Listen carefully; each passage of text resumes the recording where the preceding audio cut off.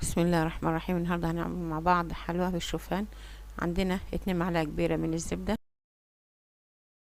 ونضيف عليهم 3 كوب من التمر الطري او العجوة المقطعة، ونهرسهم على النار ونقلبهم لحد ما تصبح عجوة طرية. بعد كده نضيف عليهم رشة قرفة ورشة من جوز الطيب، ونقلبهم مع بعض مع العجوة بتاعتنا.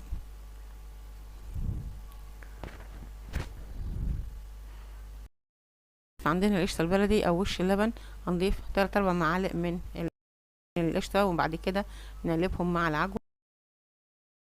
ونضيف بعد كده 2 كوباية من البسكويت المطحون عندنا، ونقلبهم مع بعض. ونضيف عندنا جوز الهند وعندنا الشوفان، نضيف كمية كويسة على البسكوت والعجوة بتاعتنا. نخلط كل المكونات دي مع بعض، عايزينها تبقى خليط متجانس كله مع بعض كتلة واحدة. هناخد جزء من الحلوى دي نغلفهم بالسمسم، وجزء بجوز الهند.